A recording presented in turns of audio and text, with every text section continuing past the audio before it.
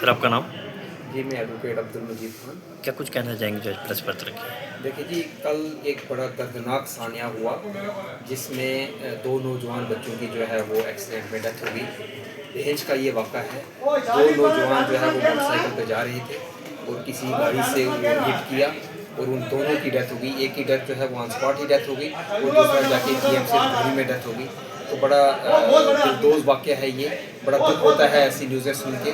तो इसमें सबसे बड़ी बात जो ये है कि इसमें अकाउंटेबिलिटी फिक्स होनी चाहिए कि ये हादसे पुंछ में आए दिन हम देखते हैं कि बहुत ज़्यादा हादसे जो है वो हो रहे हैं, लेकिन हादसों पे कंट्रोल नहीं हो रही है। लोग हेलमेट नहीं पहनते। मैं अक्सर पुंछ जाता हूँ, मार्केट में देखता हूँ, तो मैंने ऐसी गाड़ियाँ देखी जिनकी नंबर प्लेटें भी नहीं है, हेलमेट कोई लगाता ही नहीं है, सीट बेल्ट का यहाँ पुंछ में रवाज ही नहीं है। तो ये हमारी जो ट्रैफिक पुलिस है, ये जो हमारे आरटीओ डिपार्टमेंट है, तो ये लोगों की जो है अकाउंटेबिलिटी, इनकी रिस्पॉन्सिबिलिटी है इसको मेंटेन करना। तो ये लोगों का अपना, इसका मतलब है कि ये लोग अपना काम जो है वो सही ईमानदारी और ध्यानदारी से नहीं करते हैं। जैसे जम्मू में आप देखें कि आजकल जम्मू में टू व्हीलर पे दोनों सवारियों को हेलमेट लगाना मैंडेटरी है, लेकिन पुंछ में मैंने देखा कि किसी बाइक वाला, किसी गाड़ी रियर आफ्टर रियरेस्ट केस में आपको कोई हेलमेट वाला मिलेगा।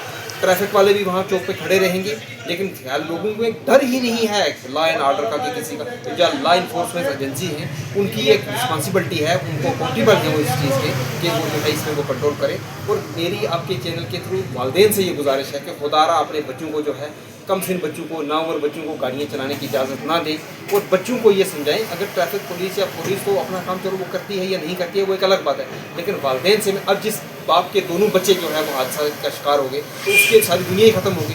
तो इसमें वालिदैन से भी ये कहूँगा कि अपने बच्चों को खुदारा उनको ये आप पहले बोलें कि आराम से गाड़ियाँ चलाएँ, स्पीड में ना चलें, हेलमेट पहने, ट्रैफिक रूल की पूरी जो है वो वही करें, उनको ट्रैफिक रूल को माने ताकि ये हादसे कम हो सके। और आप दिन देखते हैं कि ये बच्चे भी जो है इतने तेज़ रफ स्टंट वगैरह सारा कल्चर पोस्ट में आपको मिलेगा, और लेकिन पुलिस की कोई कंट्रोल नहीं है, कोई लोगों को पुलिस का डर नहीं है, किसी चीज़ का कोई डर नहीं है कि पुलिस वाले जो है वो हमें चलान करेंगे, गाड़ियाँ सीज करेंगे। गाड़ियाँ मॉडिफाई कराई हुई हैं, बुलेट लोगों ने ऐसे वो उसमें साइलेंसर वो ऐसे लगे हुए हैं कि कहीं से अगर बुलेट गुजरेगा तो 1 किलोमीटर तक कोई आदमी अगर रात को सोया होगा तो वो जाग जाएगा।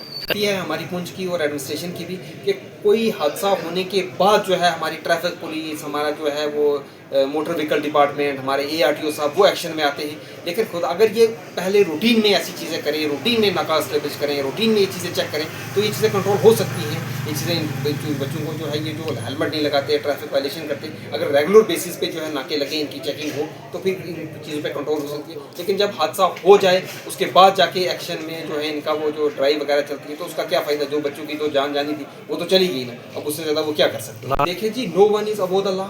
कानून सबके लिए बराबर। कानून में कहीं नहीं लिखा हुआ है कि कोई वकील है, कोई जज है, कोई मीडिया में है, कोई एम्प्लॉई है, कोई पुलिस ऑफिशियल है, कहीं भी नहीं है। कानून, लॉ, ऑर्डर सबके लिए बराबर है। जो आदमी हिंदुस्तान का शहरी है, जो हिंदुस्तान के आइन के मुताबिक हर आदमी पे वो कानून बाइंडिंग है, चाहे वो वकील हो, चाहे वो जज हो, चाहे वो किसी भी पोस्ट पे हो, जो कानून की वायलेशन करेगा उसके लिए प्रोविजन है। तो ट्रैफिक पुलिस वालों को भी इस देश में किसी को नहीं बख्शना चाहिए, चाहे कोई मीडिया में है, कोई किसी में है, जो वायलेशन करेगा उसके खिलाफ एक्शन होना चाहिए। और ताकि उसके खिलाफ एक्शन होगा तो बाकी लोगों को पता चले भाई इसके खिलाफ एक्शन हुआ, तो उससे एक डिटरेंट पैदा होगा। जैसे भी हमारे जो पेनल लॉ है वो डिटरेंट इन नेचर से, तो उससे एक डिटरेंट, एक डर पैदा होगा कि यार तो पुलिस वालों ने उसको नहीं बख्शा तो दूसरे उसको देख के समझ कि यार कल हमें गलती करेंगे तो हमें भी नहीं बख्शा जाएगा। तो ये एक मिसाल बननी चाहिए हर एक के खिलाफ जो वायलेशन, ट्रैफिक वायलेशन करे उसके खिलाफ कानून। कहना चाहता हूँ कि यहाँ पे कुछ में एक बहुत बड़ा रवाज है वो रॉन्ग पार्किंग का है। विकल्प जो है वो लिफ्ट करने वाली गाड़ियाँ अवेलेबल हैं, लेकिन आज तक मैंने देखा नहीं एक गाड़ी रॉन्ग पार्किंग हो जाती है और पूरा जाम वहाँ पे लग जाता है। इस पर भी ट्रैफिक पुलिस को, डिस्ट्रिक्ट एडमिनिस्ट्रेशन को और RTO साहब को इस पर ध्यान देना चाहिए कि जो गाड़ियाँ जो है ऐसे पार करके लोग चले जाते हैं, लिफ्ट वाली मशीन है, लिफ्ट करके उनको उठा ले जाओ, उस पर हैवी फाइन इम्पोज करो ताकि आइंदा वो गलती जो है। बिल्कुल जो कमर्शियल गाड़ियाँ हैं उनमें बाकायदा एक परमिट इशू होता है। तो मुझे समझ नहीं आती कि ट्रैफिक पुलिस वालों को क्या परेशानी है कि जिस गाड़ी का परमिट नहीं है, जो गाड़ी इलीगली जो है वो पर्सनल गाड़ी जो है कमर्शियल यूज़ के करें, तो उसके लिए तो कानून भी बड़ा सख्त है। तो पुलिस के पास अख्तियार हैं, वो कार्रवाई करें, सीज करें ऐसी गाड़ियों को। अगर एक गाड़ी इको में, जैसे आपने बताया इको गाड़ी में 10-15 लोग बच्चे वो ले जाते हैं, वो उनके पास परमिट नहीं है, वो गाड़ी कमर्शियल नहीं है, तो उसके खिलाफ तो कानून है, वो पुलिस वाले कार्रवाई कर सकते हैं। जैसा आपने ट्रैफिक जामिंग की कहा, तो ये स्टार होटल से लेके बस स्टैंड तक या ऊपर हॉस्पिटल तक रोड साइड में यहाँ बहुत ज़्यादा रहता है। और वजह ये है ट्रैफिक जामिंग की कि रॉन्ग पार्किंग, गाड़ियाँ लगी होती हैं बीच में और एक गाड़ी ड्राइवर की गलती की वजह से पीछे जाम लग जाता है और उससे फिर हादसों का भी शिकार होता है और लोगों को जो है वो बड़ी इनकन्वीनियंस होती है।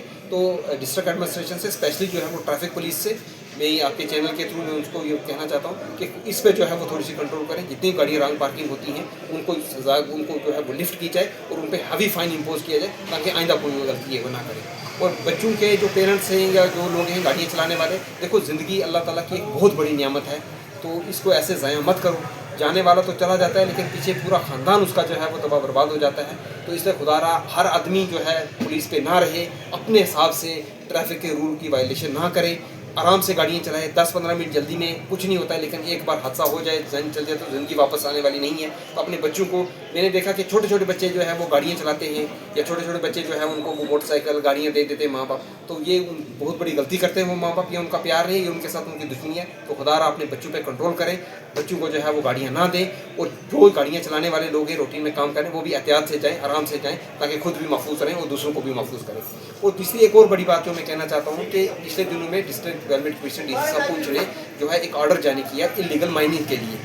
मैं जगवार से जब भी पुल क्रॉस करके ऊपर वाला या नीचे वाला आता हूँ तो मैं देखता हूँ कि सुबह और शाम 200-300 गाड़ियाँ जो है इस बतार नाले में जो है वो इलीगल माइनिंग करती होती है। कोई पुलिस वाला, कोई ट्रैफिक वाला, कोई उनको एडमिनिस्ट्रेशन वाला, कोई डर नहीं है। सुबह शाम वो जाते हैं, गाड़ियाँ वहाँ निकालते हैं, और फिर जब दरिया होता है, बारिश आती है, तो वही जो है वो सैलाब का और जब वो बारिश बनती है। तो जब डीसी साहब का एक ऑर्डर है तो उस ऑर्डर की इंप्लीमेंट होनी चाहिए, लेटर एंड स्पिरिट इंप्लीमेंट होनी चाहिए, और जितनी भी ये इलीगल माइनिंग हो रही है इन ट्राली वालों के खिलाफ सख्त से सख्त कार्रवाई करनी चाहिए। सर, चंडक से लेके सुरंगपुर तक इलीगल माइनिंग जैसे जलास, माल्टी, दुबार, टडले से प्रशासन की तरफ से एक नोटिस जारी किया गया है, लेकिन प्रशासन की नोटिस की धजीड़ें उड़ाई जा रही हैं। क्या कुछ कहना चाहेंगे? सर बिल्कुल, इसमें मैं पिछले दिन में पढ़ रहा था, डीएम साहब ने बाकायदा एक ऑर्डर जारी किया है जिसमें इसमें बिल्कुल टोटली जो है वो इलीगल माइनिंग को जो है वो बैन किया गया।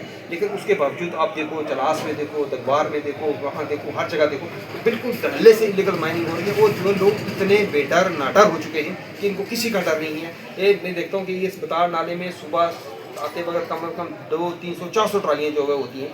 वैसे भी जो है वो ट्राली जो ट्रैक्टर है वो एग्रीकल्चर पर्पज़ के लिए है, और ये ट्रालियाँ जब बाज़ार में आती हैं तो इतनी न्यूसेंस क्रिएट होती है, इतना ट्रैफिक जामिंग होता है। तो इसके लिए भी जो है डिस्ट्रिक्ट एडमिनिस्ट्रेशन से, खासकर एसएसपी साहब से मैं ये कहना चाहता हूँ कि इनकी जो है ये सिटी में कम से कम इनको आने के इनको बंद किया जाए, बैन किया जाए, ताकि ये जो सिटी में न्यूसेंस क्रिएट करते हैं ये ना हो। और इनके पास एक भी गाड़ी के पास जो है वो ट्राली की परमिशन देता ही कोई नहीं है, होती ही नहीं है, क्योंकि ये सिर्फ एग्रीकल्चर पर्पज़ के लिए है। इसको ये रेत बजी ढोने के लिए ये है ही नहीं है। 90% ट्रैक्टरों की रजिस्ट्रेशन ही नहीं है, इनकी आरसीआई ही नहीं है, चेक ही नहीं कोई करता।